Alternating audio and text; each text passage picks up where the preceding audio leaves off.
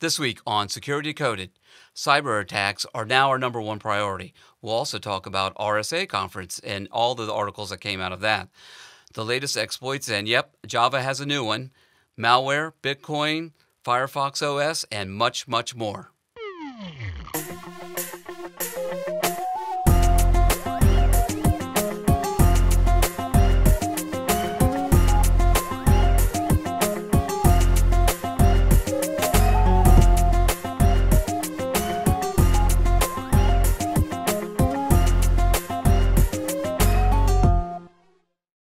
And welcome to this week's episode of Security Decoded. I'm here with Mike and John, and it's good to be in the studio this week, isn't it? Yes, it is. A couple weeks we haven't been in the studio. No, we haven't. Yeah. What did we think of the Skype session we did for our last episode? Well, it needs some improvement, but actually it's kind of easy to do it. So, yeah. I mean, it was nice that we could still do a show even though we were, at home. I don't know how bad the roads really were, but next morning when I got up, the roads were dry. I think like we should have been in the Well, we had 2 feet of snow. Is that right? That's what the weathermen were calling for. Yeah, 2 feet. Right. 2 feet. Somewhere. It was a nice snow. I liked it because it snowed. We got a few inches, and then it was gone the next day. That's the kind of snow I like. It was a good alternative for me because I'm still fighting off the cold. I got the little bit of a dry hack, so forgive me if you hear me cough over somebody. I'm eating cough drops like candy to keep it down, but it's a good alternative to still be able to give the input, but stay separated from you guys. And I actually thought it was kind of fun. I did too. I'm looking forward to it again. Mm-hmm. Yeah, there's some things we can do with that to help clean it up a little bit. As far as just a little bit of light on like yours, we have to get John to not shrink down. Well, I think some people are calling that episode Dennis's big head. I think because that's all you see at one point is my big head. So we can focus on you. I can talk like this. He's up from here on. Yeah. Well, like any new technology, just have to iron some things out. That's all we have to do. I've already taken some steps by loading Skype onto the good computer with a good camera. That should help, I think. Yeah, and I have some cameras you can probably use if you want to. You want to try? I have some. Yeah. They actually do HD video on Skype, so I have some things you can try. It'd be a good test as well. Yeah. And that's what technology is all about. You try, and if it's not working, then you just go ahead and try something else. It's good. Well, good. So did you know that you can watch us record Security Decoded every week live? And while you watch, you can join the chat room. We've had a couple of people join, and I know we're having a couple of people join later, so we should have a pretty full house there later on. And with other live viewers, we have the chat room in front of us, and while we record, we can be interactive with you. So I guess the biggest article that I saw, it hit all the media outlets. We pulled the headline from Network World, but intelligence officials see cyber attacks as the top U.S. threat. So that means terrorism has taken a second seat here to cybersecurity. That's what they're saying. Yep, sounds like it. We a couple episodes back we talked about that where it was the Cold War episode. We talked about the new Berlin Wall is now virtual, and right now our wall has got as many holes in it as really good Swiss cheese. So, but yeah, it's with shifting technology as we move forward, the threats don't go away; they just move to new areas. Yeah. Yeah, and unfortunately, this is a threat area that's growing very quickly. Mm-hmm. Yeah. So I think the reality is starting to hit based on we talked a couple weeks ago about the president's speech about it. I think some of the reality is starting to come in that this is a serious threat for people and for the country in general. I think a lot of it was paved through, honestly, it's our little, private malware writers or guys that are looking to make some kind of money off of it, and they've tested the way to take advantage of vulnerabilities, how to leverage new tools in ways that people haven't thought of before, and they I think they paved the way, and now you're just seeing it used on a broader scale. Yeah. What's scary about it is that you have terrorism, which has a political agenda. But here we have the financial crime element. Right. So you have old-style criminals combining with terrorists. It's a pretty scary confluence of bad actors here. Yeah. Yeah. And Mike mentioned that the president mentioned this in the State of the Union. Yeah. Now we have this report, and this got every media outlet. Was the Washington Post, the New York Times. It was on CNN. It was on every media outlet, so it got a lot of play. And then today, I don't know whether you saw it or not, but the president met with top CEOs, and the only topic was cybersecurity. And the CEOs were from AT&T, JP Morgan, for Northrop Grumman. What do you think, Mike, that the topic, what do you think these CEOs, what are their concerns? Well, I mean, they have financial concerns too, but you're talking about companies that are doing things for the U.S. military, which I'm sure is probably where the president is partially coming from, because they're holding some of the secrets of our nation. I mean, the things they build for us, we've heard about the drone being intercepted before. I think they're just trying to say this is going to get worse. We need to start looking at it sooner than later, especially if you're like a U.S. contractor of some sort. Yeah. And of course, JP Morgan, financial. And anything financial can be a big impact. Yeah. You can just destabilize a nation without ever crossing a border, virtually, just by impacting the economy. And, especially with the way that they're doing things in the cyber community now, you can deny. It's hard to really pin where the attack's coming from. Yeah. I definitely think we're going to hear more about this, because this seems to be the theme of the administration, that cybersecurity is going to be in the news just about every week, I think. They might even replace Java as our top topic, I think. That's going to take a lot to do, I think. Why, you think Java is back in our headlines this week? I'll put money. I think we can. Yes. Well, we mentioned this the last couple of shows that we've done. The RSA conference is always big, and we're really getting some big things out of it. What have you guys heard from it? What new things or new directions did the RSA conference take us? The biggest one I heard was that there were a lot of vendors, security-related vendors, more vendor-driven, which is good because everybody has their opinion or their view or their specialty, and to get that many vendors in one room in a collective area, sharing the information, which is what we really need to be doing. We're well beyond the age of I'm going to protect this data for, quote unquote, job security. We got to get beyond that. So have you guys ever been to an RSA conference? No. I've been to just several local ones. So, they always do a good job with the individual. I mean, the vendors are there. You obviously all have the room, and you have the keynotes. You went 2 years ago. Is that right? Yeah, I've been like 3 or 4 times now. Have so you? last time was 2 years ago. I did not go this year or the year before. Yeah. No, I went last year. Last year was Florida, right? I don't remember. Yeah, I know you brought back T-shirts. Yeah. So that's from the show floor. I mean, which T-shirts my kids are still wearing, by the way. That's from the show floor. But they have individual little rooms you can go in and learn stuff, and it's always educational. But this year, nobody came back saying like I had a wow moment there. Is that right? I almost always hear somebody come back and say, "Hey, this was really cool. They showed this, or this new problem's coming out." I just didn't hear anybody you talking it up this year. So I just don't know if I'm not in that loop or what it is right now. But it just seems like this year wasn't the same wow as normal. I think security is at a crossroads right now.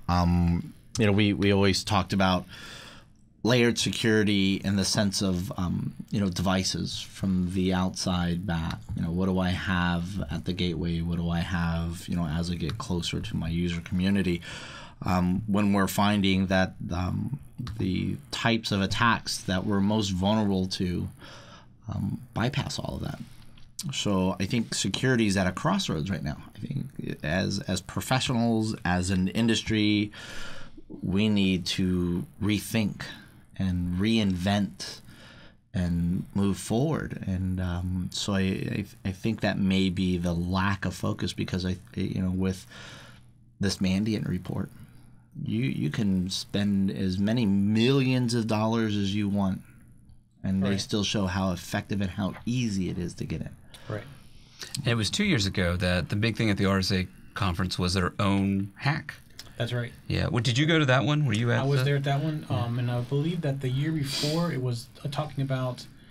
The RSA hack was the last time I was there. So that was 2 years ago, I guess. Or was that last year? That was last year. That was Orlando. last year. That was Orlando, I think. Okay. Yeah. It might have been. I don't remember. But the time before that, it was more of like the evolving antivirus type thing. Like, you just can't look for patterns anymore. Right. More into the heuristics type thing. So that was their big Signature bullet, yeah. I do remember reading about that, and that was the first time that people started suggesting, and it was pretty radical. That was Symantec that was on the presentation there. That's right. And Symantec announced that, we're no longer going to focus on these signature patterns. We'll still do them, but we're not going to focus. There's going to be other We actually caught their defenses. webcast on that, and Yes, it was we did. very, very informative, and they were introducing terms like clickomania. Yeah. Right. And this is the whole thing you're talking about, where we got to think things differently and start reinventing how we're doing things, and that's what we're trying to do. Yep. Because obviously the signature thing is just a catch-up thing. Right. You never know what you're going to get until you get a signature to catch it first to do it. Right. And by the time you do that, your infection's already potentially running wild. That- And you're catching the least riskiest. Right. You're Well, catching the other obvious. thing they addressed, I think, that everybody's running into is signature bloat. You just keep adding to this list, adding to this list, adding to the list, and then you just got this list that's... Yeah, I haven't seen any numbers recently, but last I heard it was like tens of thousands of new signatures a day. Yeah. Yeah. That's just unbelievable. You got to And that's just the stuff they're finding. I know. But the thing is, every client has to have that information. That's right. So... Yeah. Well, speaking in that same vein, we did pull this off of Trend Micro, their blog, but they had a headline from the RSA conference on security awareness, hacking back and going offensive legally, and this was from one of their breakout sessions. And I know that John and I really liked this article.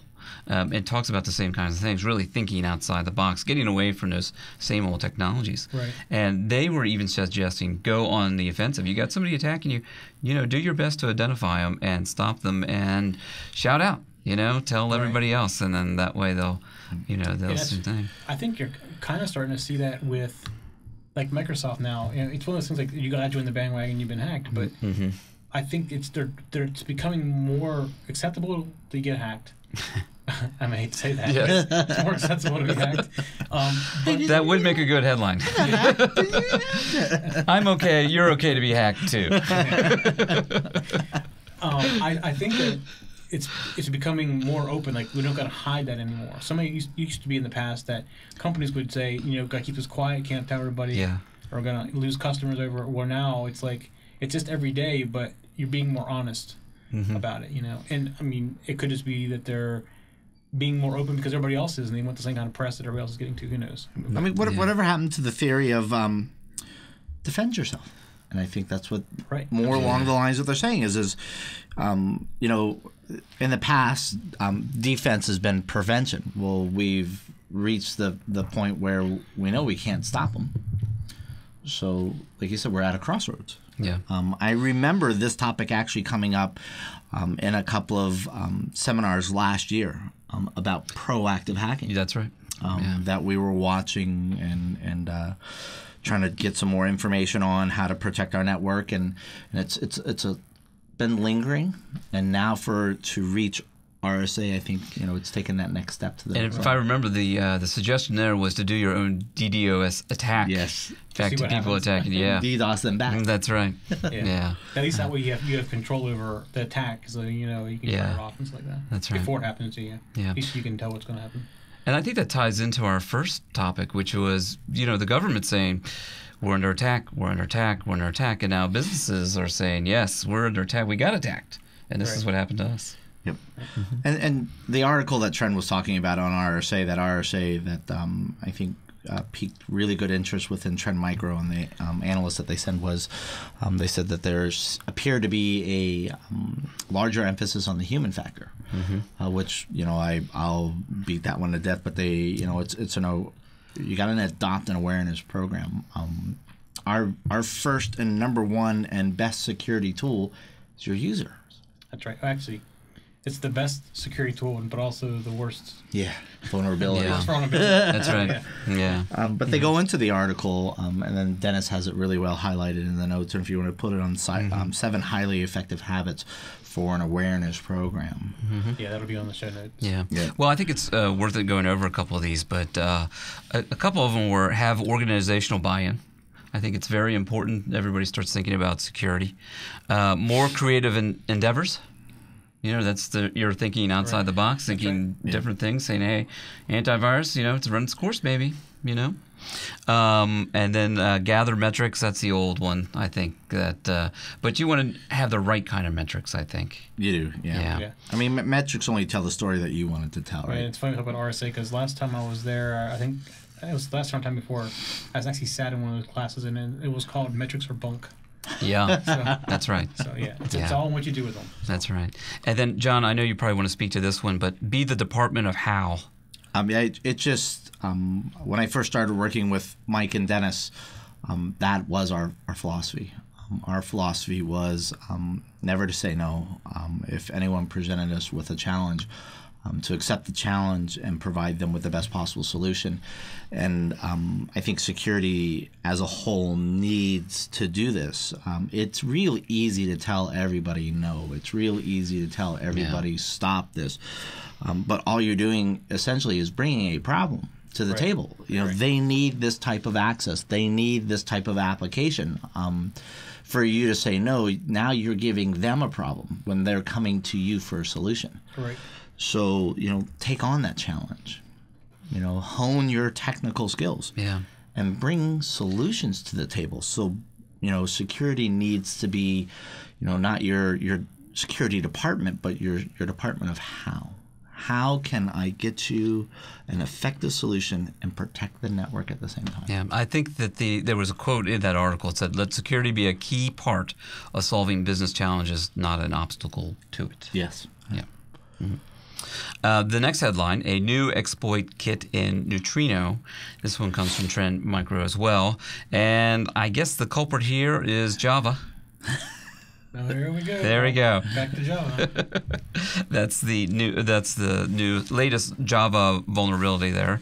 And when it is exploited successfully, it downloads a ransomware variant. Yeah, and we kind of predicted ransomware was going to be essentially our fake AV.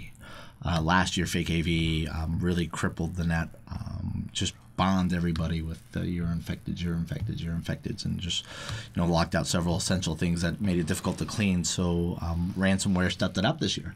So ransomware is not saying you're infected; they just basically lock you out and say, "Give me money." So that's definitely well. It's the smash and dash. Depends on how you look at it. If it's better or worse, because with fake AV, the only way you can really get rid of it typically is to reimage the machine. So, yeah. So it was more of an annoyance then, and now it's Yeah. And we've known a couple of people have gotten infected with it, and they're a little afraid when they call us. They say, "What is this? What's going? Do I have to put my credit card in?" Yeah. And the answer is always no. No. They'll even tell us what site they're on. Yeah. I was only on Hotmail. I swear. I don't know what happened. Our next article from Trend Micro again. It's very good Trend Micro blog this week. They must have came back from RSA. This happens. You get charged up when you come back from a conference like that. And the other thing was, I think before RSA, they were probably working on the RSA stuff. Yeah. And they did make a lot of announcements before RSA because they wanted to make them out of RSA. So I think there's and now that RSA is over, they're back to the normal. Well, they are a vendor, right? So. Yeah. Right. Yeah. But this article headline is Andromedia botnet resurfaces. And we've seen this one. This is the black hole exploit kit, which can be very scary. So is that Andromeda? I'm sorry, Andromeda. Yes. Sounds familiar. So one of the ways that more than likely way that you will see this introduced into your system is through emails. Everybody will try to layer defenses on emails, but the way that they spam botnet, hide things in an email, catch you on a link through a redirect, or whether the package is there, it's probably the easiest path to exploit. And then it's hack the user again. I have the black hole exploit kit, which I know works. Mm-hmm. All I gotta do is just fill in the blanks. Yeah, hook that user. Get that one user. Yeah, I find it a little interesting that it's mostly affecting Australia, Turkey, and Germany. Yeah. So I wonder if it's just like a test for them. Is that more could be coming with this, I guess. Right. I kind of also wonder, if it's related to the entity that's deploying it. You know what I mean? Yeah, could be. So, do they is it easier for them to exploit that region versus the U.S., Canada, or other European countries? Yeah, the article suggests that the reason why this one is tough because it can manifest in a couple different ways. It has a rootkit element, it has the callback element, it has the backdoor element. Key loggers and form grabbers. It's a data stealer big time. Yeah. And that's pretty scary. Yep. Mm-hmm. Our next headline, there's a new OS on the block, Firefox, and the headline says, "How safe will it be?" That is the last one from Trend Micro that we have. How safe will it be? It's hard to say. I've seen images of it, but I've never actually seen it actually in use. I might watch a video of it like on their site, but I haven't seen it. I know it's not really out for the developers yet, so I don't really know all the details about it yet. I'm kind of curious to see what it comes out with. I mean, Chrome came out with its own OS, which is essentially Linux.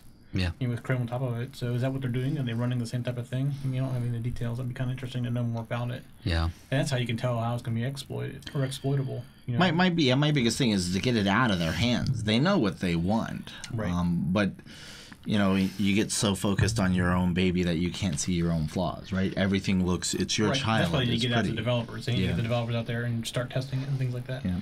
But as far as I know, nobody's really had a chance to beat it up and see what it's like. I mean, the prettiest baby in the world is your own, right? So to them, it's a pretty baby. It's the prettiest one out there. But I have some concerns because they're trying to get a little bit ahead and really leverage HTML5. Right, and actually I think that's kind of what the article's kind of talking about, was HTML5 has the ability to store data locally. Right. Yep. And you start doing that, you're giving them access to local storage. That's right. What else can you take advantage of there? Things like that. I mean, there are other things that we've actually run into, and I gave you, I think a couple months back, I gave you a piece of malware to reverse where we found a version of heap spraying targeted for Five. Remember that? And because it was specifically targeted for platforms that leveraged the new HTML5, heap spray, which was an old attack, was renewed and brought back specifically for HTML5 as the attack. And because of the HTML5 component with the old attack of heap spray, what it did was it made a super heap spray that would happen so fast that it was almost undetectable. Yeah, hard to detect. Yep. Yeah. Mm-hmm. So our next headline, Anatomy of a Problem. Bitcoin loses 25% in value due to a long missed bug. I'm surprised Bitcoin's still around. I was talking to you earlier about that. Yeah. I don't understand why people would buy Bitcoin. It just doesn't make sense. Yeah. What was the game that everybody did that was like a virtual game and you could buy money, buy property in it and stuff? Yeah. And people were selling them on eBay. Yeah. I'm like, what is this virtual thing? You're buying money. Yeah. Well, there was a hack a couple of years ago where people could hack your computer and basically steal your Bitcoins off your computer, and they were building these enormous banks, stealing Bitcoins. Yeah. So this is interesting. They had that hack. They had another hack later in the year, in 2011. So they took a pretty big hit. Now their own developers found the flaw. They announced the flaw, and the value of Bitcoin went down 25% after they announced the own flaw, after they found it themselves. So isn't that kind of shooting yourself in the foot and kind of contrary to what we said about, hey, if you get hacked or if you know a vulnerability, go ahead and speak up, tell everybody. I think they try to jump on the bandwagon where, Mike says it's no longer acceptable to try to, hide your faults, to come out there and tell everybody, hey, yeah, we do have our faults, but look, we caught one, we fixed it, and boy, did it come back and smack them. Yeah. Yeah. Well, Bitcoin is on the frontier here because digital currency eventually will be here. And this is the first test run or the first microcosm that we have of the use of digital currency. Yeah, we all use digital currency. I use digital currency. Online banking, PayPal, right? Online banking. I'm thinking PayPal because it's their money's not really, they're a bank technically, I guess. But they aren't regulated like a bank. I mean, they're not regulated by the U.S. government or anything. So we discussed 2 episodes ago the ATM mules. Right. Yeah, that's essentially an attack on virtual currency that they were able to convert into physical currency and then have people mule it across. But in this case, that money has value. Yeah. Yeah, That has money, value. It's money. Yeah. But here, the bit is the currency. Yeah. Well, yeah, So but that's the you know, difference. the scary thing, you say bit, if all the hard drives that had your bits on it would go away, Yeah. Oh, That's right. You lose any value to it. To back Yeah. up your Bitcoins? Yeah. Yeah. Cash, you know, it's physical. I mean, I know it's done in a bank and you don't physically have it in your hands. That's right. But they are insured and responsible for it. Where with Bitcoin, here's a bunch. It really is a bunch of bits floating around. You know, there's no. I don't know. That's right. Cool. Well, as we talked about with our Skype experience, you know, sometimes you have some test runs that don't work out exactly as you think. But, you know, so maybe Bitcoin is going to be the precursor to actual bits having value. I think Bitcoin's biggest mistake is that they were compromised twice. Yeah. And they weren't small compromises. They were pretty significant compromises. Yeah. You know, and what you want to do is reassure your customers that you are secure. I think that's what their intention was, but the way they delivered it just totally backfired.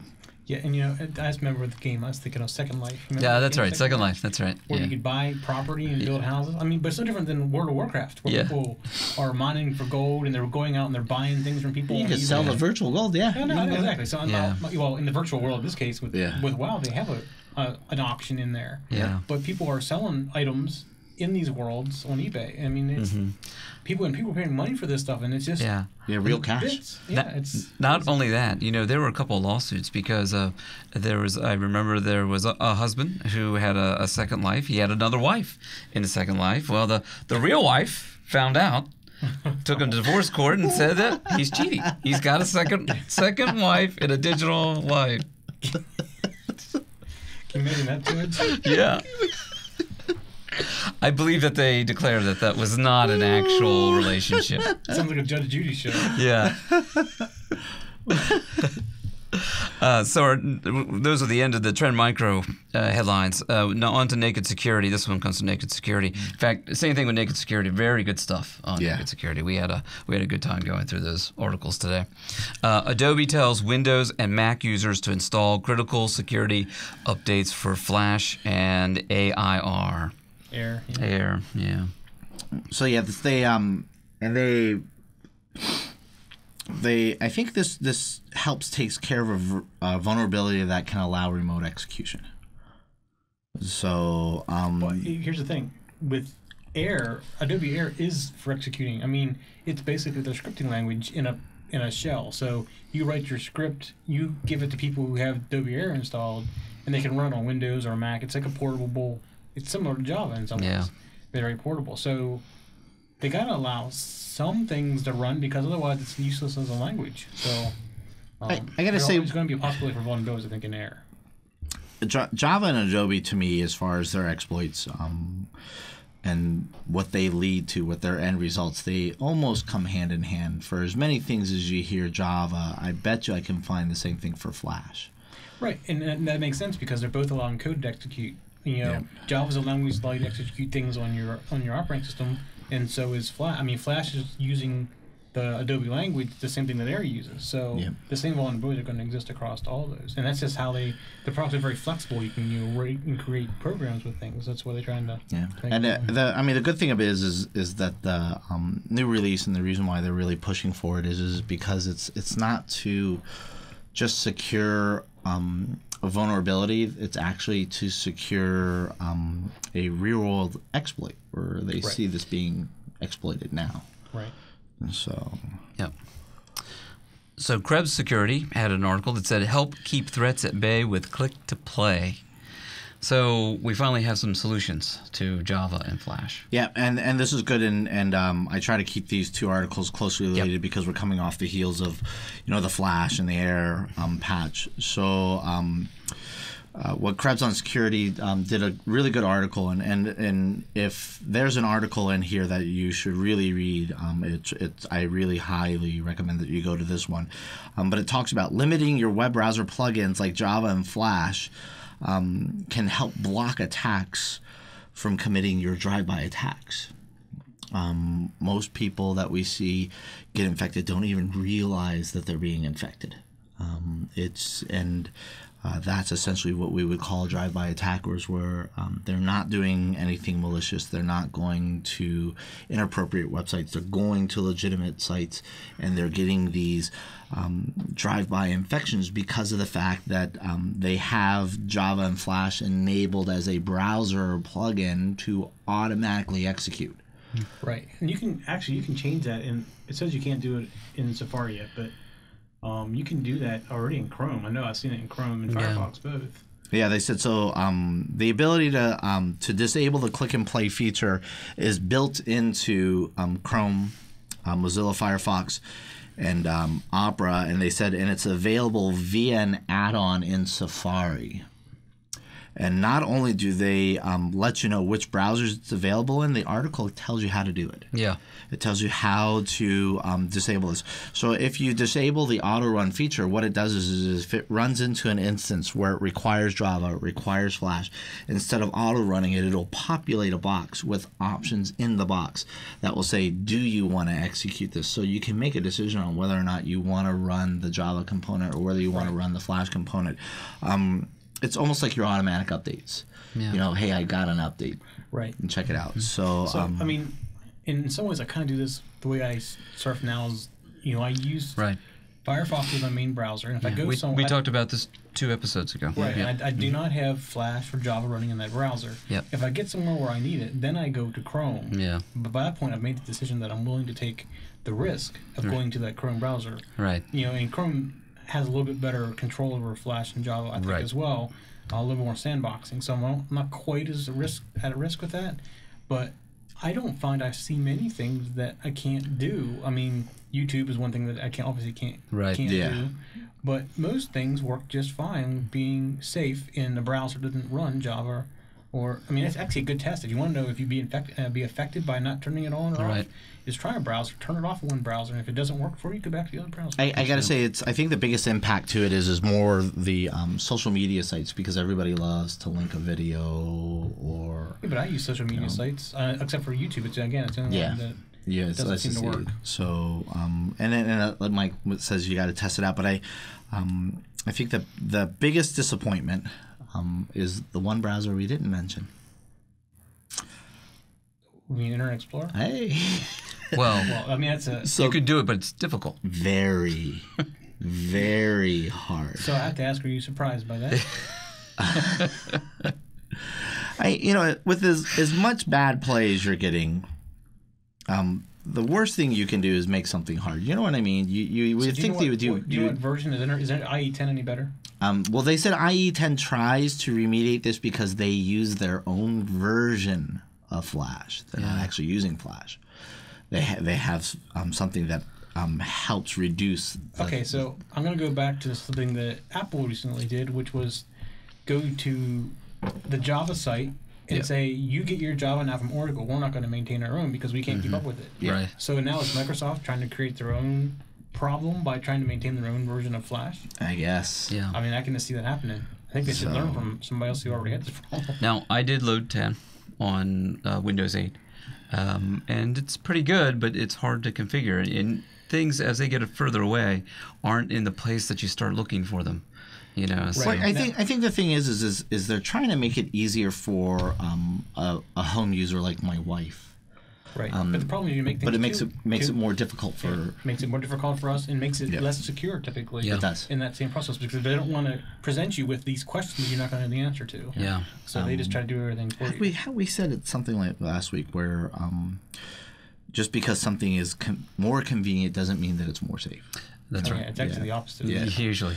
So as a side note, if you enable any of these features, where you disable the click and play, or even if you decide to unplug Java from any of your browsers, if you run an Oracle Java installer to update, it will reset everything back to default auto. So every time you update, Oracle will re-enable the plugin and have it run auto. So keep that in mind. If you're securing yourself by enabling the click and play feature and you update, go redo it because it has been reset. Okay, that's good to know. So something ironic here while we're talking about it. I take classes for cybersecurity, and it's a cybersecurity school. And I got on my website tonight, and after our articles, I had after a few weeks, I had disabled Java. Guess what? I had to re-enable or go to my other browser to get onto my Your security class. my school's security class. That's kind of funny. So you are getting your doctorate, right? It is a really secure school, right? Yeah, I thought that was kind of ironic, actually. Yeah, that is kind of funny. Yeah. And you did it on your IE browser, right? That's right. No, I had to go to Chrome because Chrome is the one with the Java. Oh. Yeah. All right, here's the scariest headline. We talked 2 episodes ago about places that you give data and you don't really think about it, and you hope they don't get hacked. So here's the headline. Equifax and TransUnion say hackers sold celebrity credit reports. Now, they were after celebrities because, that's where your biggest bang for the buck is, but, what if they lost a lot of data? I just got to wonder, if it's more than the deep pockets. Really, I mean, if you're in there, right, you're already there. Based on the fact that they're targeting celebrities and political people, like Joe Biden, Hillary Clinton, and Michelle Obama, they may have been looking for more information than just trying to steal, but more background information on them as well. So, I mean, I would be hard-pressed to think they would go after and try to steal money. I mean, that would be the big coup, right? Yeah. You just stole money and you from the First Lady, that's like a big thing right there. Yeah. It'd be a thing to tout, but I would think they're doing more research on trying to get background information on them. But I got to kind of wonder what the repercussions are for something like this, because I don't sign up for an Equifax service. I don't sign up for a TransUnion service. But you don't have to. No. I mean, it's not like something that, I go out and say, hey, I want you to do your credit report on me. They do it on their own. People request, hey, what's this person's credit report? What's this person's credit rating? And they actually go out and scour that information. If any credit card company every once in a while would run your credit just to make sure you're still okay to be there. So, and that's what I'm wondering is what's the repercussions on something like this when this is a company that's, providing a service to help, say, well, this is an acceptable risk for a loan. This is not an acceptable risk. And here they're losing data on information that's not volunteered. You know what I mean? Beyonce didn't say, hey, Equifax, you can have this. Hillary Clinton didn't go to TransUnion and go, here's my whole history. Right. But, I'm sure somewhere in the agreement that you signed with your credit companies. That little teeny print on the back. Print at the bottom, and it says that that my bifocals can't read. You agree that we will report this information to a credit bureau. So at that point, they're probably off the hook. I would guess. That would be my guess. Yeah. I'm not a lawyer. Don't take any legal advice from me. Now, back in the 30s, this country had a rash of bank robberies, and they had a famous bank robber who was executed, and he said, "Well, why did you rob banks?" And the guy says, "Well, that's where the money is." So. The same thing here. Here's a lot of data is being stored here, and a lot of personal information. And it is John was right, it's being collected probably without your awareness. Right. But they also typically have information about your home loans and stuff, which have your home location. So what if they're trying to get somebody's house address? That's right. Yeah. Or something else. There could be other reasons. If you can extract the data, you got to assume they can alter the data. So how soon until somebody just starts crunching, I wouldn't say so much as destroy credits. I would think that somebody, hacktivism, would all of a sudden everybody would have an 800 credit score.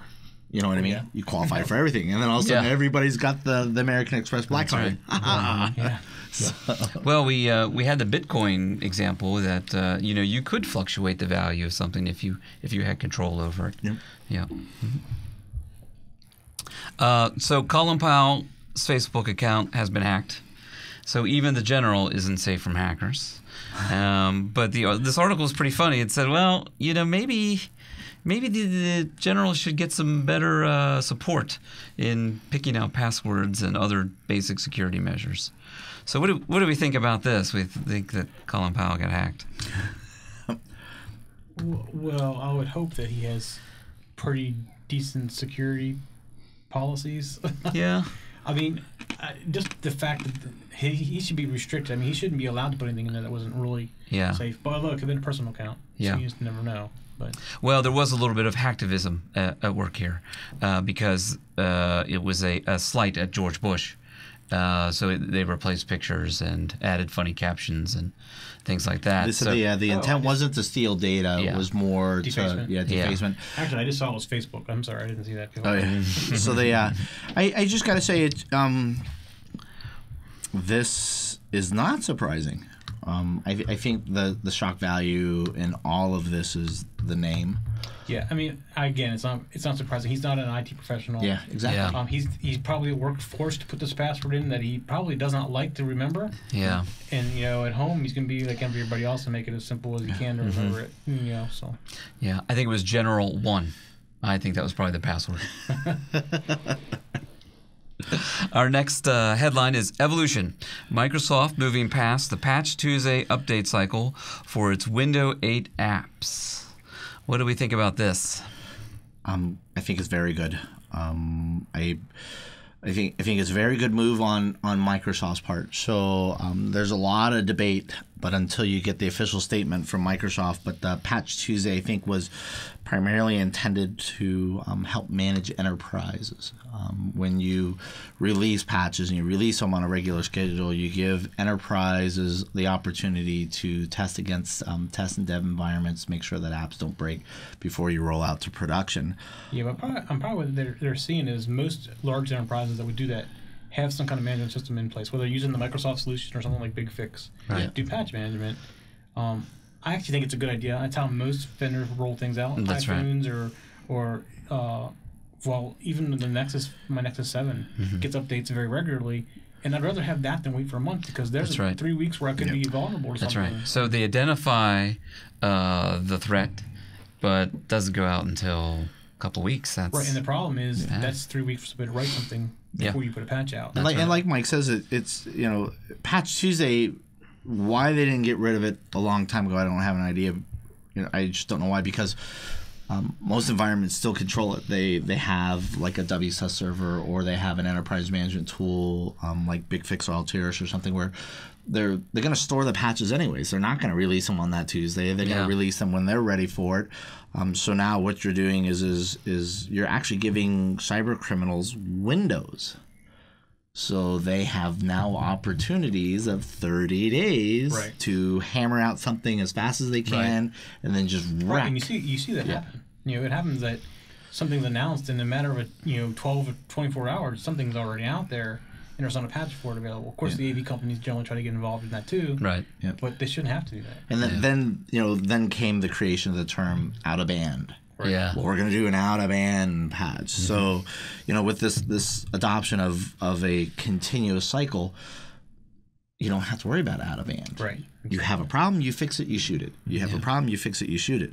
So the companies decided to follow with what they call a pedestrian path, which, like you said, has been established already with several other third-party OSs. Yeah.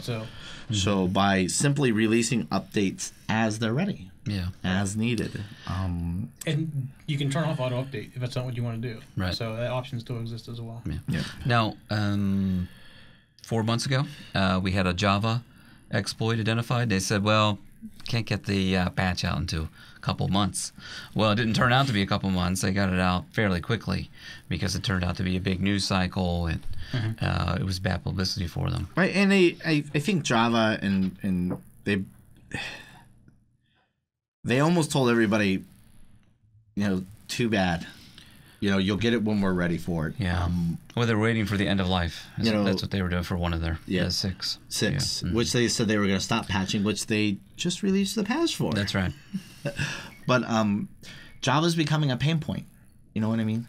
A lot of our great tools that we use now that are very effective have been because we have a pain point. Right. But so that's the whole seed innovation, right? Yep. Yeah. So a pain point to make something Java, but Java is so widely dispersed, right, and has been so embedded that I think they have enough arrogance to think that they can't be knocked off the hill.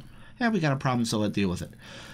They're becoming a pain point. Guess what's going to happen? Right. Someone is going to make a product that's going to ruin them. They better get on the ball. Yeah. Because they are getting very painful. I mean, there's federal recommendations for people to just say, hey, uninstall it. Don't use it. Get away from it. Right. You know, you get state-sponsored pushes like that. Yeah, you know, and I have some friends that are Java developers. I'm sure they don't like hearing that, but you know, it's just the reality that's there. So I can guarantee you, someone right now is sitting at a desk recoding. Right. You know, it's a matter of time. You get painful enough. It's a matter of time. Yeah. The next headline comes from the mobile security arena. Mobile malcoders pay to Google Play. So we have malware targeting Android users, which we've talked about before. Yeah. And it seems like this is going to be another regular segment of ours. Yeah, this is one of the things where I think Google needs to step in and say, okay, we've had this open, and we want to keep as open as possible, but we do have to protect people. Yeah.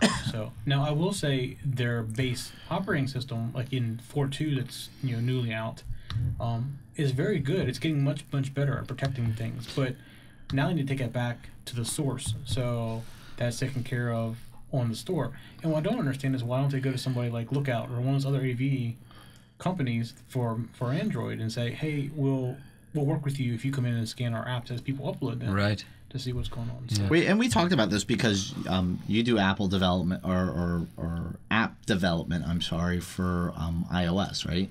No, I do it for Android. Android and I remember you talking about the process of just getting one of your apps into the iStore. Apple is a pain. Yeah. I mean, but I appreciate what they're trying to do. So it's not not a complaint. Yeah. Yep. But to make it less complicated for you. Right. Well, I don't necessarily think it's that complicated. They keep coming back and saying, we don't like you doing this or things like that. The fact they dig into it and check it makes me feel better in some ways. I mean, it's a pain for me, but it definitely protects the end user. And I think that's their intent. And they discuss a part of that in this article that they say, for those of you that are knocking on it, let's look at the numbers. Look at the number of malware written for iOS versus Droid. Look at the number of infectious or malicious apps that are currently sitting in iTunes or the iStore versus the Google Play Store. So in the article, they go to a Kaspersky. Kaspersky did a analysis on malware targeted for, and here comes the security superdog. So I just lost my screen. So Kaspersky did a study, and they did a study of malware written for Android OSs, and last year the malware for smartphones increased by more than 780% over the year 2011. And according to Kaspersky, of that increase, 99% of it was Android. Yep.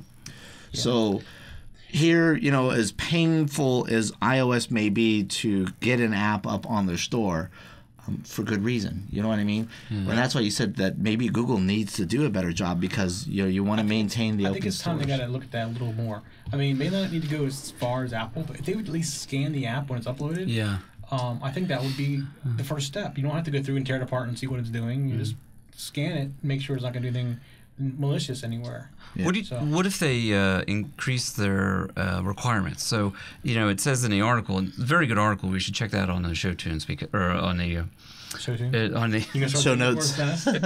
I don't put it past me. On the show notes. So it says $25, and then you have to be tied to a domain. But really, it didn't mention any more. What if they increase that? What if you have to be an established code developer? Or the requirements were pretty light actually, and they were saying that it was a simple process of basically being vetted into the Google system, and it really wasn't that expensive. So what people were doing was they were getting basically validated into the Google Play Store, and then once they got that name validated, they would turn around and then sell it on the malware market. Essentially, as an active account. Yeah, essentially, it's mimicking the Bit9 security key. Right. So now, hey, I've got a legitimate name on me. Right. Pass. Yeah. Right. You know, and they're saying that they're seeing these certificates go as cheap as $100 a certificate. That's right. And then you can just start mass distributing. So the article that this was written about was actually targeting one specific user that they were tracking on a hacker's forum. Not only was this guy just buying in mass these certificates, he actually has a kit that's deployable already for Droid. Right. So now he's masquerading behind these legitimate signatures, deploying a kit. Right. And the other thing you have to remember is the Android is very popular in countries that are known for malware. That's right. You know, you think of China. You know, there is no iPhone in China. That's right. So if you want to go out to the China market, you know, China's the worst infected country, right? That's right. So no, they're not. Who's what? So you get the same thing. People are saying like, well, if you're going to have Android, we'll just infect you with that too, and we'll just keep building our little network of compromised devices. Right. And not to knock Android, I gotta say we're not an anti-Android forum. No, absolutely not. It just is what it is. In an effort to keep it open source. Right. To maintain that freedom, you have several people that are just looking to take total advantage of it. In 2011, the average piece of malware found for Android was averaging on about 800 per month. In 2012, that number is over 6,000. Yeah. To be exact, they said that figure rose to 6,300 discovered every month. Yeah. So, and that was per the Kaspersky report that's published within the article, and that's just astonishing. That's exponential growth. Right. That's ridiculous. We've talked about things you can do not to get infected from these apps. Go to a third party recommendation, see how many people have actually bought it, take a look at the recommendations within them. Have we done a security 101? We did, actually. I don't remember what episode it is. I'll have to look. Yeah. It's one of the earliers where you talked about some AV products. Right, yeah. So I mentioned different antivirus products and things you can do. Right. But see, and that's where this gets around because of the fact that you're actually buying a reputation. Yeah. Somebody's already invested the $25. Somebody has already gone through and they've gone through the requirements for the accounts. They've gone through the approvals for the accounts. They've met excuse me, everything for Google Play to put you on the marketplace. And now they're selling their name. There's so this kind of ruins the whole let's do an integrity check. Right. Eventually they'll get caught, but initially, they're going to be able to distribute some stuff out there. That's right. And they're going to get their, they'll get their 2%. Yep. And make their money. That was a great article, and that really gelled together a lot of our stats that we've been putting together for the past several weeks. And do go out on TechZen TV and check out Security 101 for any additional things. The video is Protect Your Android Phone. Protect Your Android Phone. Yeah, that would have been And I got to say, episode 8, I think. I have a scanner on my iPhone.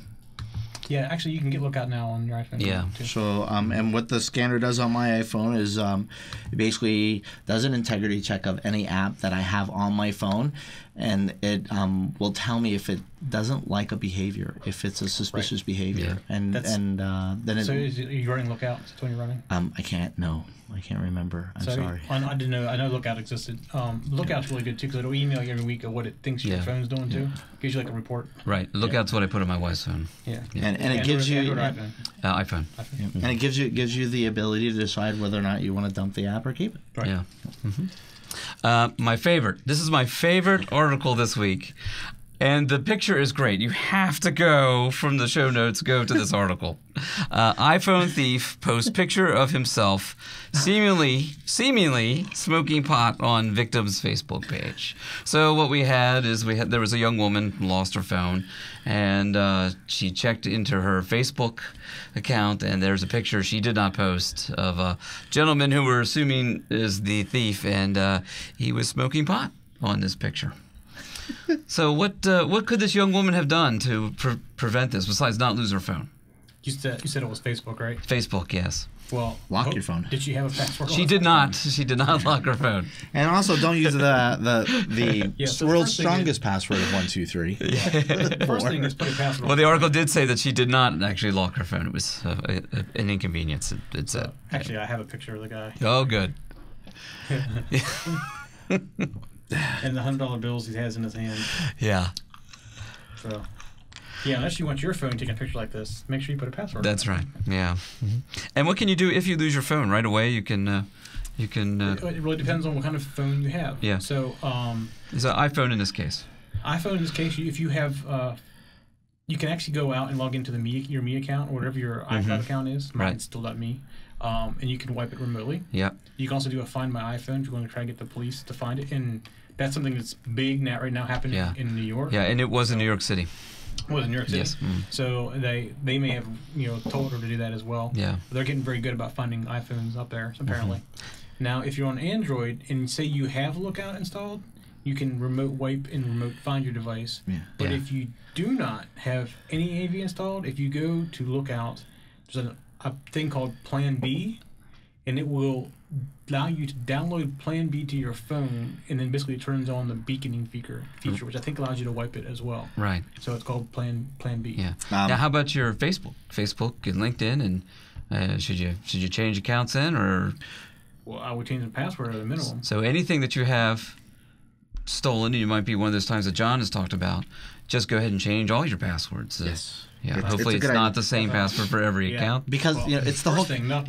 First thing, do not use the same password for all accounts. That's right. Excuse me. Everybody is enabled the Keep Me Logged In feature. Yeah. You lose your device, Yeah. you've lost access, and it's it's more than changing the password. You get someone that's savvy enough. If I can get into your account, what I might quietly do is just reset your security questions. I'll let you change your password all day. And then all I'll do is go in and say, hey, I want to rechange the password, and here are the security questions that I now know the answers to because I reset them. That's right. And now I'm back into your account. Yeah. And there's a lot of things that you really need to think about. And the best thing to do is really not to take this onto yourself. So this brings up another question. I've had this asked you before, not necessarily around this show, but when you put in the security questions, do you answer them properly? No, I don't. I don't either. Because the security questions are public information. A lot of them are. So then the other thing is and I so picked up on it so fast, but and I have to warn my friends about it. Your Facebook quizzes. Hey, what's your favorite color? What's this? What's the first street you lived on? What shoes do you like? What's your dad's middle name? What's this? And then you eventually pick out your security questions. Peppered through these little surveys. Copy this and pass it on to your friends. Yeah. So I've always followed this. I don't know answer. I know what I answer for each thing, but it's not the real answer. Yeah. So basically, you have your own second life. I do. Going, don't you? I do. Yeah. How about birthday? I have a date for that too. Is that I'm right? a lot younger than my birthday. Yeah. I don't advertise and I don't use the year. Yeah. I gotta say some of it may be half correct, some of it, enough to skew it, but close enough that family members know that, it may be close to my real birthday, but how old am I really? Facebook may think I'm 21. Yeah, now I'll tell you, in Facebook I have the right day and month, but not the right year. Right. And I'll because do it otherwise I that get much. the birthday welcomes on the wrong day. So Right. Yeah. But there is a typical answer. I have a fixed date that I can easily remember, that I use for most things we're asking for your birthday. As long as it's not going to show up and tell something. Yeah, I think you're missing out. I think if you had another birthday, I think you might be able to work something out on that. Celebrate it twice. If at all possible, I try to use security questions that isn't a part of any kind of document that can be requested through the Freedom of Information Act. Right. Something that's uniquely personal to me. Right. That if I knew it, basically my brother, my sister, my mom, and dad would probably know it, and that is it.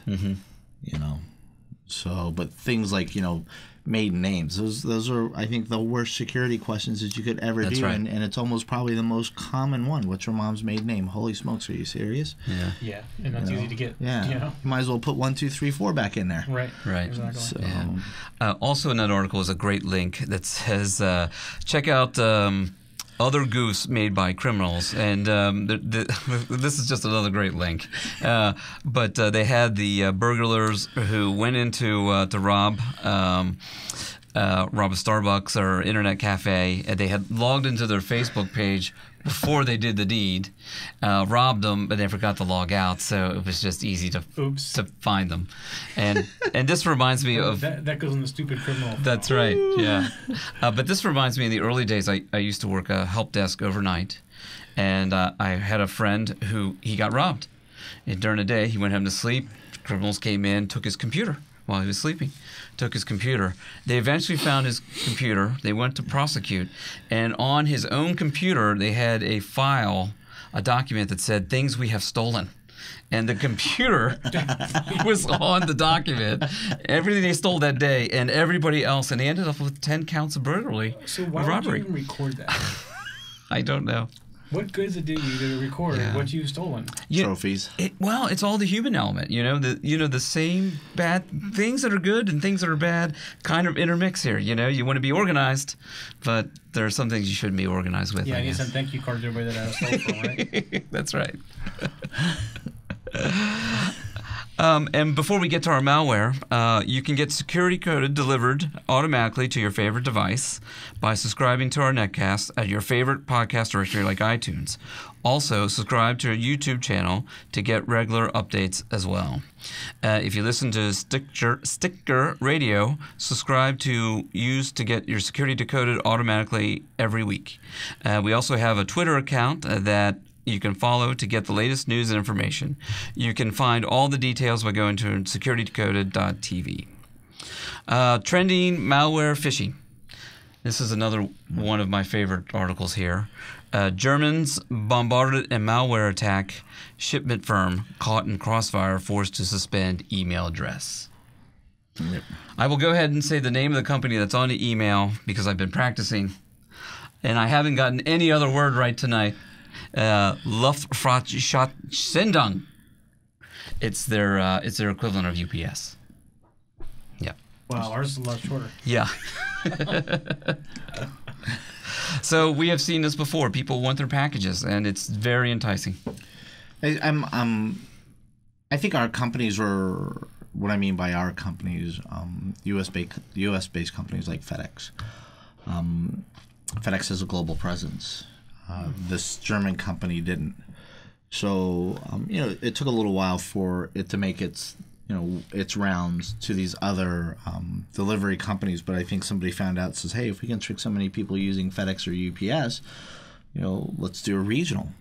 And look how effective it was. It was so effective, they actually had to bring down their email. Yeah. So they had to suspend their email address. Yeah. To stop the campaign. That's right. Yeah. So it said about this company was innocent. Yeah. So, there's this thing going around where I forget they call them trolls. Basically go around and attack companies or people and do something like this to them. It's in this country they call them trolls. Yeah. So they'll attack a celebrity and they'll deface the part of the celebrity or send out emails or make up something that isn't true, and enough of them get involved in the process that they make them basically take down their email. At that point, it sounds like something very similar to this. I mean, we ran into a piece of malware like this late December, early January, where what we were getting was not only was it a email campaign, but the links within each email was dynamic. So doing a little bit of research on it, they were legitimate websites. And what they did was the websites had a vulnerability that the campaign, the attackers were able, excuse me, to embed a piece of malware within their website because they had an open index. So if you went to the site itself, the site was legitimate, but by appending that one index, you would go straight to the malware and it would deliver on you. So what we were doing was you couldn't keep up with the way that it was morphing. It was just morphing too fast. But we started to notice the trend. We were able to capture where the injection was sitting. And by carving it out, then we would go and visit these websites. And, some of them we would just try to tell them, hey, your website's compromised. You need to clean up. Yeah. But if these companies, like this shipping firm, if someone's not proactively telling them, guess what's going to happen? They're going to end up on a blacklist because they're actually delivering malicious code. Yeah. And now they're going, why is my website being blocked? Why am I blacklisted? And they got this little piece of malware. And I saw this email. It's very good, just like the FedEx, UPS, DHL. There's no misspellings. It's taken right. All the logos and icons are correct. Yeah. It seems like if someone's expecting a package, why not click on it? Yeah. Wipe the Drive, Stealthy Malware Persistent Mechanism, Part 1. This is from SANS, and it's the ShmooCon 2013. Jake Williams and Mark Baga gave a presentation, Wipe the Drive. And I thought they had some really good, a really good point here. So this is for a security professional, has a dilemma. I have an infection. Do I wipe it? Do I investigate it? What do I do? I guess it depends on what you think was taken. If you think something was taken and you manage sensitive data, I think you need to investigate. Because unless you know what was taken, you're at risk. Or somebody else could be at risk because something was taken from your machine. Yeah. If it was my personal machine, I would just say reimage it. Yeah. That'd be my thing. Yeah, but you back everything up. You know what I mean? How many things do you have backed up? So as much as I tell that to my parents, the only time they get backed up is when I'm sitting in front of their computer. So you want to get them a gift for Christmas? So I know. Carbonite. Yeah. Let's go to Carbonite. Actually, there's a couple of those out there now. There's a new one I saw today. I can't remember what it's called. I don't have it in front of me either. But they do a good job of backing up too. I mean, Carbonite is $60 a year. Yeah. You just turn it on and it just backs up for them. I mean, that's how I do it. Well, they I mean, I use other things too, but I set up Time Machine. I have Time Machine running, but not necessarily on my laptop because it's portable. I'm always carrying it around. Yeah. But like the desktop, I have Time Machine. And they're desktops, and that's what I ended up setting up, just so I could do something like that. Yeah. I mean, that's better than nothing. I mean, there's actually, and I don't think it's been published yet, a Security 101 thing about this whole thing about backing up and stuff like that. Because if you get infected, best thing to do is reimage. Or if you get infected to the point where your data has been hijacked, and they're trying to get you to pay money to get it undone, which never give a credit card. Right. never pay anybody anything. But if it's ransomware, you lose your data. Best thing to do there is just reimage the box and restore it at that point. Yeah. I do. I get torn with this one. And Dennis and I, while we're sitting together, he wanted to talk about this, and it was an open discussion. And I mean, I could literally spend hours on this, and I get very torn on this subject. I say yes, but at the same time, I can offer with enough information to say no to it also. Yeah, I guess my concern is, and especially you and I and Dennis are maybe different because we do this every day. Mm-hmm. But the average person wouldn't know what to look for, and you wouldn't know if you got more than what you got. I mean, especially things that have droppers on them that continue to drop new stuff. Mm-hmm. Yeah, and in the malware community, as you start to reverse it, you'll learn a word called mutex. If you haven't heard of it now, you will hear of it. So your AV scanners, cleaners, heuristic engines, whatever you want to call them, they can only clean what they know. Right, exactly. Mm-hmm. They can only clean what they know. So and sometimes they clean stuff that shouldn't be cleaned. Yeah, right. and the fact that happens all the time. and the article goes to speak to the fact that it found something. Chances are, at the rate that new malware is being written, there's something there that you haven't found. Right. And it's almost, you can almost say it's one for one. And if you don't know how to properly get rid of it or look for it, you're going to be at risk of getting something more if you don't get the dropper, for example. Yep. Mm-hmm. Or, the piece that's setting up the data, you may have gotten part of it, the part you can see, but the part you don't see could still be there. So, I mean, for most people, it's probably safer to do a reimage unless you really have something you need off of there. Yeah. But I think for this to realistically happen, not only on the corporate side, but more so on the private side, just, corporate's too complex. We can get into that forever. Just on the private side, I think this is a solution that needs to come from the industry. You know what I mean? Right. They need to make it more feasible that if a user does detect an infection, that they have this ability to do a reimage without losing their personal data. Like Apple with their time machine. If you hook up an external drive, I'm pretty sure Windows still has Windows backup, and Windows 8 has Windows backup, and does it still? But don't they do it locally? Yes. Yeah. So the problem with that is if you get a rootkit and you don't crush partitions, you reimage. Well, they can do it to external drives. Could be you could do it on external drive. Yeah. So, but it's more the awareness, I think. It's not a hot topic. Carbonite, recently. But I think as a whole, the industry, I think, any needs kind to of backup. really, I mean, carbonite is good if you're portable like I am, because I'm not always attached to something to back up to, like a drive. So it's just nice to have it just do it on its own. And it could be, there's other things other than carbonite do very similar things, but like the Mac Pro sitting out there obviously has a turbo attached to it, and I run Time Machine on it, right? Because it never moves. Yeah. So. Time Machine, just a really good feature. Yeah. I mean, there's issues with it, but for the average person, it works. It's easy. It works fine. And when they mean wipe your drive, they mean wipe your drive. Don't do a restore point. Right. Yeah, you got to blow all partitions away and basically clean slate it. Most new computers come with either a drive partition on them to reimage, or a way to burn a DVD that you can do that with. Right. And it doesn't take long to do that typically. It's generally pretty quick, as long as you have your data back. I mean, you guys go through the pain of reinstalling all your applications and all that stuff. Right. But so many people just take it out of the box and already have what's on it. I know, that's like my family. They get it out of the box. They don't put much else on it. Maybe put Skype or something on it. Yeah. But even with Windows 8, Skype's installed now, isn't it? Right. So, I mean, all that stuff's installed by default. So it's not much of a pain to install things anymore. Yeah. I just, I think that people like, I'm trying not to promote, but like Geek Squad. You know what I mean? Yeah. Geek Squad tries to make their money off of the fact that you don't know how to do it, so you do have to bring it to them.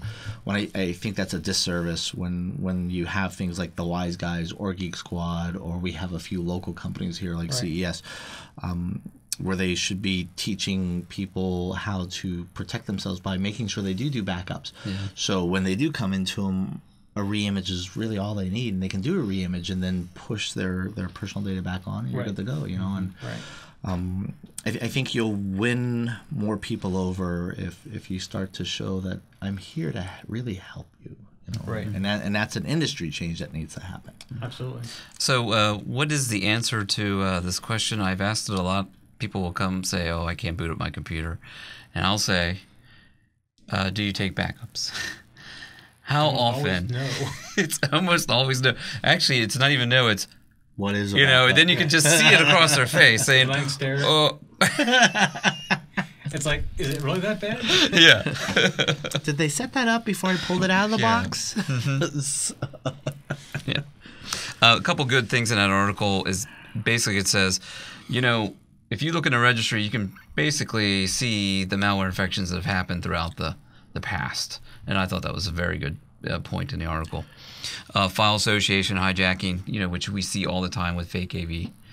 So, that registry doesn't get cleaned and can allow a backdoor for you. Yeah, and a lot of IT pros, sad to say, get a little nervous about touching the registry, because unless you really know how to navigate the hives, you can just blow that box up. Yeah, just really blow that box up. But and then the PC doesn't come back, and then you ask if there's backups, and then we know what the answer is. But between the three of us, you get somebody that knows what you're doing.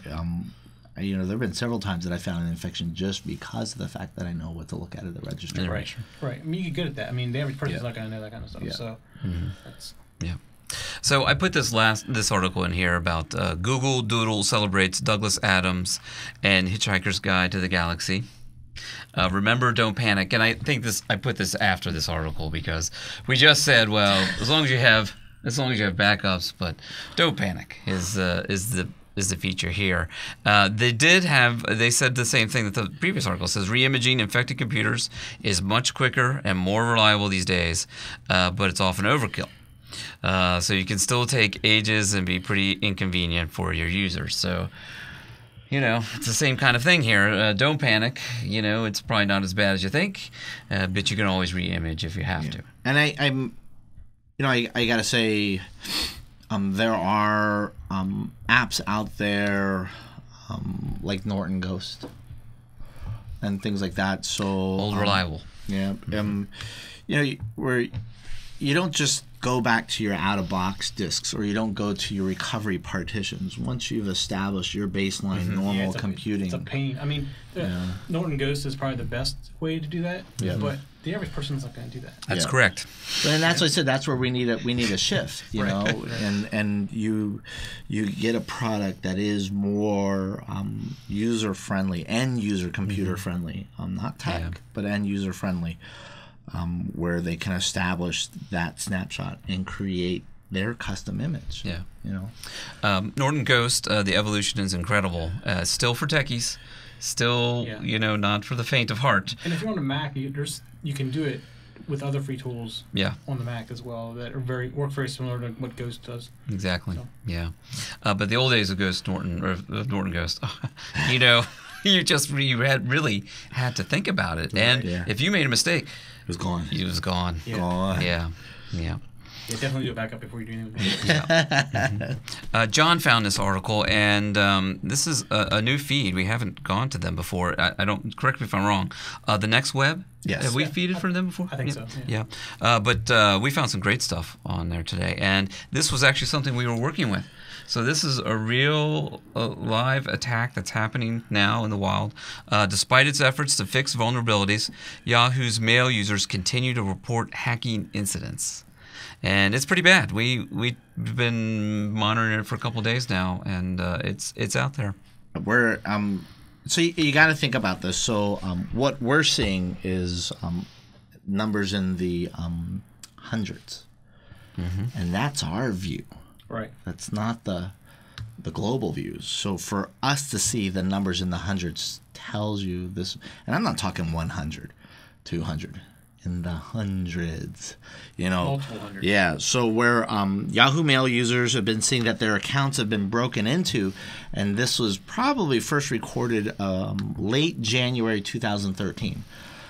There was an XSS exploit within the Yahoo Mail capabilities that was not only openly exploited, but it was recorded and posted on YouTube.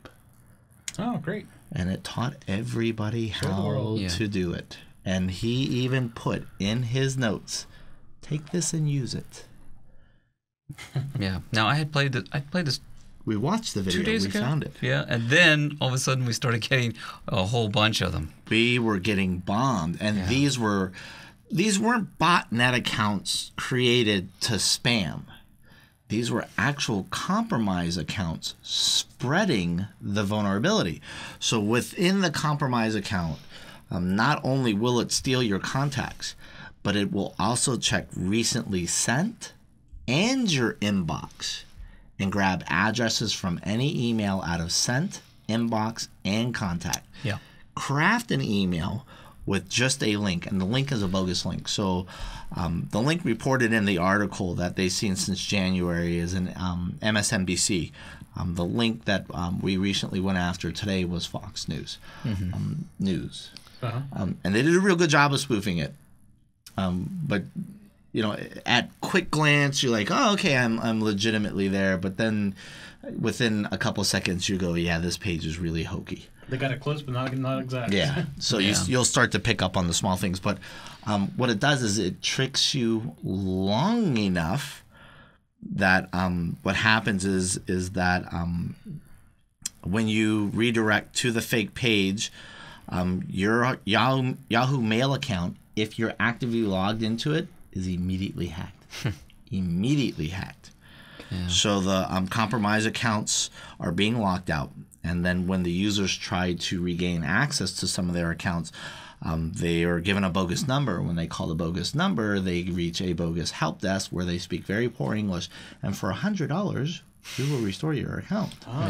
So that's the additional component that they're seeing since the last January. So, Yahoo says that they have secured the vulnerability, and that they are safe, and that users need to use a stronger password when securing their account, and that's what we're seeing. The volume we're seeing, I can tell you that's not the case. The volume being reported by the article will also agree. They go to give you a timeline. It's great. If you go in the notes and you read the article, it goes from day reported from January 7th, and it actually gives examples. It tells you the exploit, the XSS vulnerability that's used, the person that actually posted the video. Then it goes on to talk about who discovered it, that it was reported to Yahoo, that Yahoo said that they quote-unquote had corrected it, that the compromise was continued to be caught and seen and reported in the wild, and then reported again to Yahoo. And I think what's most upsetting is that Yahoo recently reiterated its stance, saying that the XSS flaw, or the cross-site scripting flaw, reported to Yahoo has been fixed, and we continue to aggressively investigate any reports of a compromised account exhibiting anomalous behavior, but that they're committed to protecting their users and their data, that we strongly urge the users to use stronger passwords, change them more frequently. So they're going after this as it's a weak password issue. When the research shows that if you're actively logged into your Yahoo account and you click to the fake link, gone. Your account is gone. They got control of it. And then they will strip the inbox, they'll strip the sent box, they'll strip the contacts list, and try to continue to spread itself. Now, I heard you give some good recommendations for Yahoo passwords if you think you're compromised. You had a schedule out. So if you recommended that they change their password right away to stop the spam, and then go back and change their password. If an account has been compromised once, chances are they will immediately try you again once they realize that the password has been changed. So changing your password once is just to fix the existing issue. Now you want to go into preventative mode. So I recommend that they recycle that new password within that next week, within the next 7 days, because chances are when somebody comes back to access your account and to send out another campaign, and they realize they no longer have access, they're going to try to hack your account again. So I recommended that a couple of the users that we had run across, that one, they immediately changed their password, and then within the next 7 days that they change it one more time, and to include the security questions. Really, once someone has access to any of your accounts, it's not just the password. It's really easy to drop that little back door in there by changing one or two of your security questions, because they have access to your account. They're there. Right. Let's give myself a back door, because industry wide everybody says change your password. Industry wide nobody says change your security questions. That's right. Right. Yeah. Or use fake answers too. Yeah. Right. Yeah. Yeah. Change your fake answers. That's so right. we've seen this actually 3 times this week. And we were definitely on the upside of the curve on this one, discovering it, because when we started, there was just a trickle. In fact, I was the 5th user or 5th viewer on that On the article. On the article, yeah.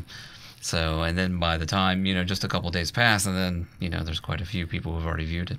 Yep. And the writers and the owners of the site, they also watch what's trending on Google searches. And this was big at first when it was first discovered in January, and then when Yahoo released in the report that they remediated it, the interest fell off. But what happened was the attacks didn't stop.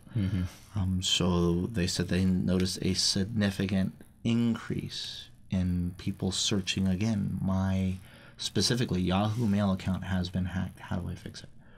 So Yahoo is, I don't know, I not there. I don't speak to them, but in my opinion, 3 months is not acceptable. Yeah.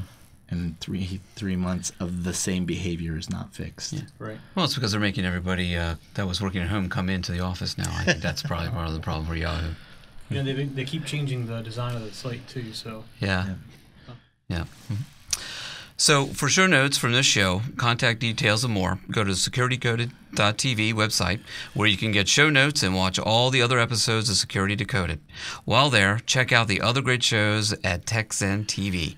We love to hear from our viewers and listeners. You can contact us via Twitter and email. You can leave us a voicemail.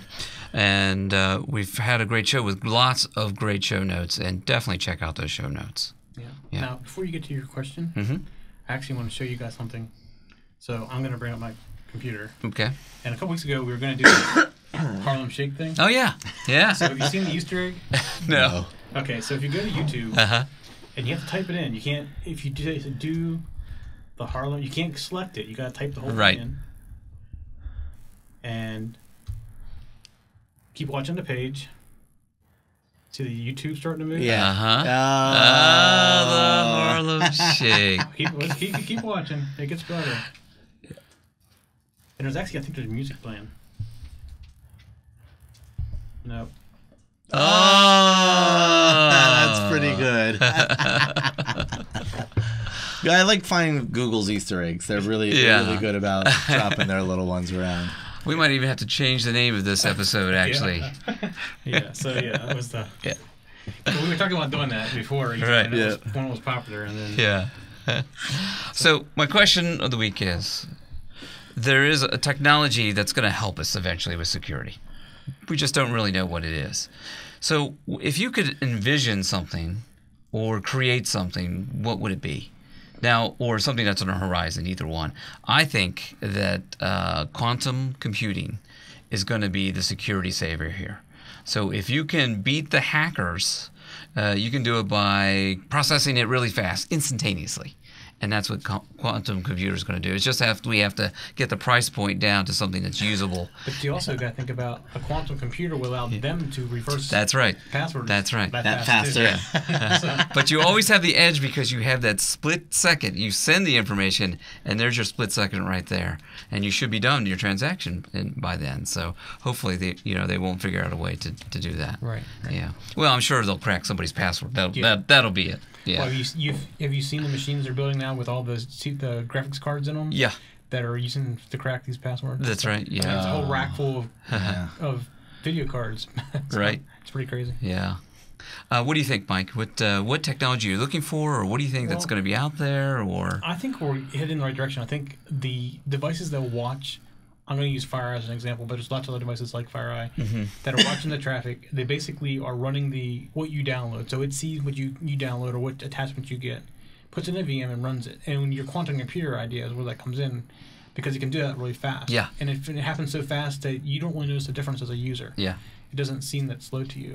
I think as they go forward with technology, it's going to help a lot. And they need to be more behavior-based than pattern-based, which is what FireEye is working on, because it tells you what it does and explodes it, and it knows what's just questionable things.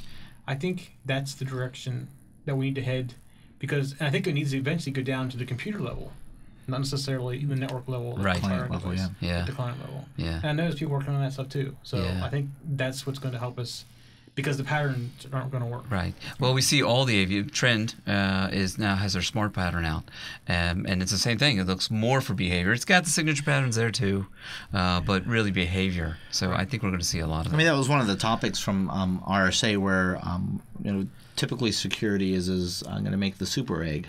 I'm going to make the hardest shell in the world, and you're not going to crack me. Right. Well, that's what they always say. Crunchy on the outside, soft on the inside. That's right. And I think one of the biggest messages that came out from RSA is security from the inside out. Yeah. Yeah. Yeah, and we talked about that 2 weeks ago. I think we said that. Something similar to that, yeah. Yeah. Mm-hmm. What do you think? UTMs. There was a really good push for UTMs, but they just weren't effective because they crippled the network. You get too many modules in, a lot of them still signature-based, and then as you pass through each module, you pass another layer of complexity within the unit itself that you can take a 1 gig network and almost crush it in half.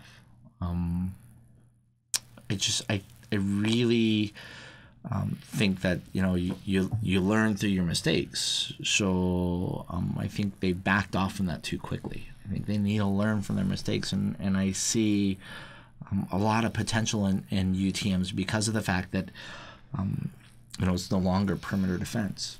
Right. So why spend the money on an AV vendor, a heuristics or behavior-based vendor, a email vendor, when I can do it all in one? I can get a firewall, I can get an IDS, I can get an AV, and maintain my network throughput, and then take the money that I save by not having 3 different vendors, by not having 3 different support contracts, and invest it in end user education. And a lot of that goes towards Dennis, this thing about the unified threat management stuff, because you need, the quantum computing, because you need that speed to tear everything apart. That's right. There's UTMs out there, but you can only, I don't know if I've ever seen one that can do everything. Yeah. Because if you turn everything on, it just starts falling to its knees. That's right. Exactly. So. Yeah. And the funny thing is they give you a list, and they literally tell you, if you run just the firewall, you'll get this throughput. Yeah, that's right. You enable this module, you now get this. You enable this module, you now get this. Right. And for a smaller company, that may be fine. Yeah. But when you get to these big enterprises, they just don't cut it. And that's why I think they really, their first couple shots at it, and there's still some units out there that are trying to, sell the UTM model, but it's just, right now it's not practical. It stovepipes your network too hard. Right. It really stovepipes your network too hard, and if they got more efficient at that, because, and what I mean by end user education, it's not your onboarding orientation. Hey, here's a good password. It's a continuous effort. If you don't do a continuous effort, your users will slip. Yeah. Right. Mm-hmm. So you said about technology of protecting us in the future. Mm-hmm. There's a new one that's coming that I think is going to be a privacy issue. In fact, I think that some places have already banned them, even though they're not even out yet. And that's Google Glass. Yeah. Because it's capturing images. You don't know when somebody's capturing. That's right. So I've heard of gyms saying you're not going to allow them in here. Movie theaters aren't going to allow them in here. That's right, because of copyright issues. You can steal movies, but see, and it's not even out yet, and people are already saying. But somebody's actually already run into a problem with that. Facebook did with facial recognition software, because it violates privacy laws in some foreign countries. So Facebook actually got in a little bit of trouble about that. How does Android get around that? Because Android has the face unlock feature. Yeah. I'd be curious to know that. Well, I guess it's because Facebook did it indiscriminately. It looked at everybody's pictures and says, hey, I think it's this person. As opposed to Android, you're like, this is my face. I'm inputting so it my works face. like Apple's iPhoto does. Right. iPhoto goes through pictures and says, is this so-and-so? And right. Yes. Yeah. And they were doing it for possible tagging. So anybody that uploaded an image to Facebook, Facebook was looking at it and then started comparing it against all the accounts, saying, hey, this might be this person. Do you want to tag them? Right. And that actually violated privacy laws in several countries, and they had to stop that. What I just thought was interesting, this week I've been hearing a lot of talk about Google Glass. Because, we had that story last week on it too. Oh yeah, Google I was coming up in May. So they're like, what are they going to announce about Google Glass? And they think people are starting to see them more around. Like somebody recently saw one on an airplane somewhere. They were going, and they said they sat down beside somebody, didn't have the guts to ask them to look at them or anything. Right. That's definitely a privacy concern, because you don't know when somebody's recording. There's no red light. Yeah. It just. And is it a privacy concern and a security concern? I mean, you have somebody. Oh yeah. It's definitely a security concern. I was more taking the human side and saying privacy concern. Right. There's what brought up this week. And there's things like that. It's a very unique looking device right now. Yeah. Very identifiable. Yeah, but you wear glasses, so you don't think anything about that. Yeah. So you wouldn't. But I mean, but somebody can tell. You can tell what the Google glasses are because like. Oh yeah. But wait till it progresses to a point where it looks like. Yeah. Oh yes. That's yeah. right. They were joking this week about eventually being contact lenses. Yeah. I mean that's a little far fetched. I mean, ultimately it could happen. Well, the far fetched sometimes turns into reality. Yeah. Yeah. I mean, but my whole thing this week was this week was a lot of buzz about privacy. Walking into a locker room. Things like that. So. It's funny. We've seen this in science fiction. We had that Hitchhiker's Guide article, but there's lots of things like that in Star Trek and in Mission Impossible. Yeah. That's the one with the kind of reminds me of the Google glasses. Well, you said Star Trek. That's funny because the guy who played Geordi LaForge. Yeah. LeVar Burton said, "Mine looked better." Yeah, that's right. Yeah. That was something that was on this week too. I saw. But those guys never had any problem with privacy or security concerns with their technology, did they? No. Yeah. Well, that's it for us. That's another episode of Security Decoded, and we'll see you next week. All right. See ya. Bye. For show notes for this show, contacts, and more, go to the TechZen.tv website where you can get show notes for all of our shows. We love to hear from our viewers and listeners. We have an email, a Twitter, and a phone number where you can contact us for each show. For details, visit the TechZen.tv website and get the show details. You can also make a video and upload it somewhere like YouTube or Vimeo and then just send us a link. You never know, you may see your video in a future show. You can get all of our shows delivered automatically to your favorite device by going to your favorite podcast website like iTunes and subscribing. Each of our shows also has a YouTube channel you can subscribe to get regular updates. Our shows are also available on most internet radio networks like Stitcher and TuneIn Radio. You can also watch and listen to our shows on Xbox, TiVo, and Roku. You can even find us on your Zune.